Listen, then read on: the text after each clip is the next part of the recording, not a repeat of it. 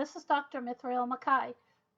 Welcome to Ask a Scientist, and we're going to bring you now an introduction to another one of our scientists that will be speaking with you during our live streaming questions.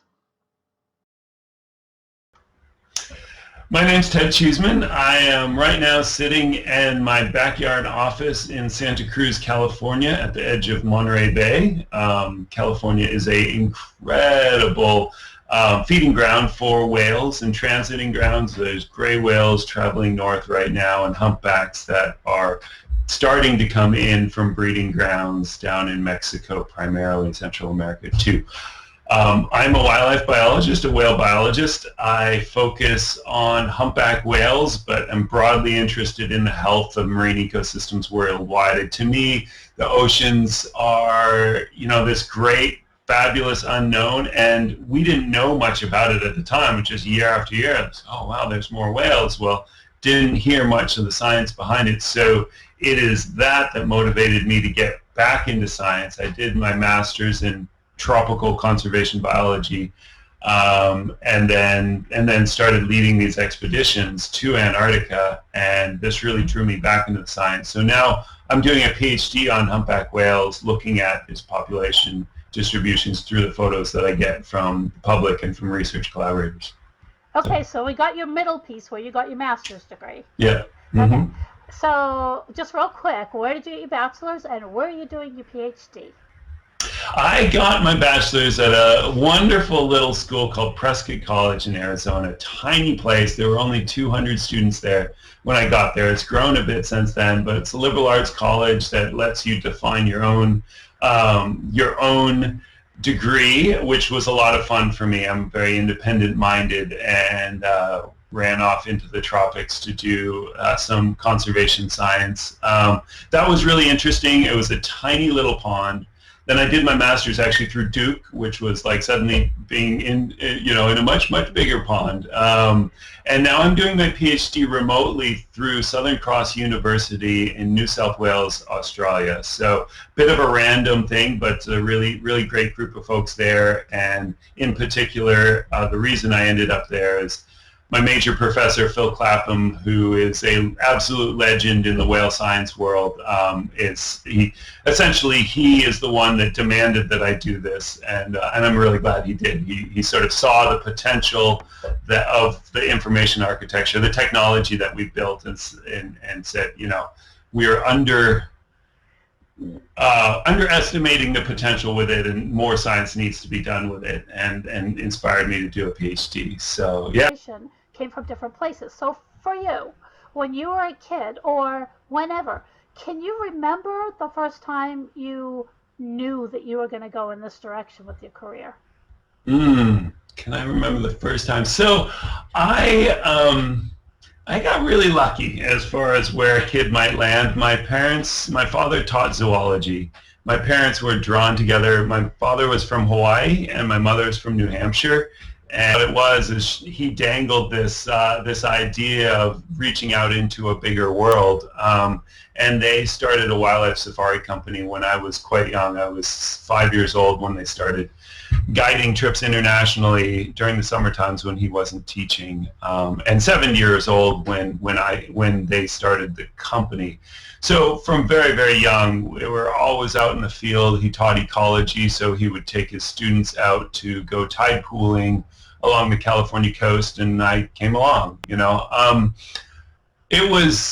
I can't remember not envisioning that I would be a scientist, other than up until so in the 10-year period between when I finished graduate school and when I started this work, I worked in tourism.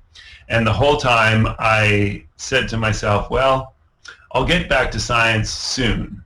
And so it's this marine biology work that has fulfilled that. But from a kid, no, I was always taking, maybe most of the listeners here won't know what Ranger Rick is, but that was the magazine when I was a kid that we'd go through. It was these stories of Ranger Rick, of wildlife around the world that inspired these, I want to get there. I want to see that. I want to be a part of, understanding these animals around the world. So this next question is going to be really difficult for you, I'm going to guess. Can you think of one time when you were in the field where you saw something or experienced something and you said to yourself either that's the weirdest thing I've ever seen, or that's the coolest thing I've ever seen, or whoa, I never saw that coming? Driving a Zodiac and having a whale get curious and come up to us. And, what I didn't see coming, this was just last month. We were in Antarctica. I was on a small voyage, a science tourism voyage, where we had a group of guests, paying clients, and then we had a guest scientist, fellow PhD student here at UC Santa Cruz, Logan Palin. Logan was in the other boat, and he had just biopsy sampled this whale. So he had taken a small piece of blubber from the skin of the whale, which oftentimes surprises the whale, but it doesn't appear to hurt them. They don't have much in the way of nerve endings in their skin. So the whale sort of spooked, but then it appeared to relax.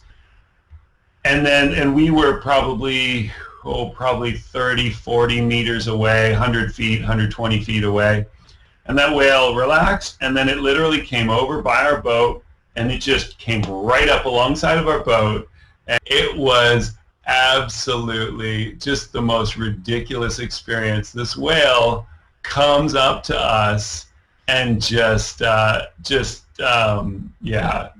absolutely snuggles up to our Zodiac, and hangs out with us for a few breaths and then swam off.